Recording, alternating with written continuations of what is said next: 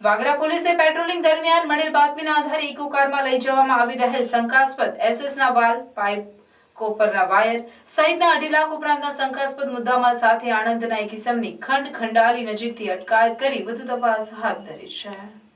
Vagra police સૂત્રો પાસેથી પ્રાપ્ત થતી માહિતી અનુસાર મિલકત સંબંધી ગુનાઓ અટકાવવાની ઉચ્ચ અધિકારીઓની સૂચના તેમજ વાગરા પોલીસ મથકના પોલીસ ઇન્સ્પેક્ટર અનિતાબા જાડેજાઓના માર્ગદર્શન હેઠળ વાગરા પોલીસના એએસઆઈ રણજીતસિંહ પોલાભાઈ તેમજ ભૂપાભાઈ ગફુરભાઈ સ્ટાફ સાથે થાણા બીટ વિસ્તારમાં ખાનગી વાહનમાં પેટ્રોલિંગમાં હતા. તે દરમિયાન બાતમી મળી હતી કે એક સફેદ કલરની ઇકો કાર જેનું રજિસ્ટ્રેશન નંબર GJ23CA 6136 જેમાં શંકાસ્પદ ભંગારનો જથ્થો ભરેલ છે અને ઇકો ગાડી વાગરાથી આમોદ તરફ જઈ રહી છે.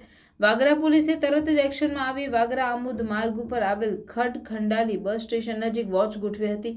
બાતમી મુજબની ઇકો કાર આવતા પોલીસે તેને અટકાવી ઇકો કારની તલાશી લેતા તેના કારના પાછળના ભાગેથી એસએસના વાલ, એસએસની ગોળ પ્લેટો, એસએસના કટિંગ કરેલ નાના પાઇપ તેમજ કોપરના તાર મળી આવ્યા હતા.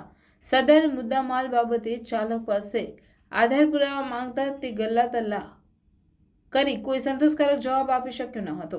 તેમજ આ મુદ્દામાલ તે વાગરાના વાટા વિસ્તારમાં રહેતા ફુરકાન અસલમ રાજને ત્યાંથી ભરીને લાવેલ હોવાનું જણાવ્યું હતું. પોલીસે એસએસના વાલ, પાઇપ, પ્લેટો જેની અંદાજિત કિંમત 30,000 તથા 300 કિલો કોપરના તાર જેની કિંમત 20,000 તેમજ ઇકો કાર જેની અંદાજિત કિંમત 2 લાખ તથા મોબાઈલ ફોન મળી કુલ 2,55,000 રૂપિયાનો મુદ્દામાલ CRPC કલમ 102 મુજબ તપાસ અર્થે કબજે કરી ઇકો ચાલક મોહમ્મદ અફવાન મોહમ્મદ સવીદ શેખ રહેવાસી આણંદ નાઓની 41(1) મુજબની અટકાયત કરી વધુ તપાસ હાથ ધરી છે.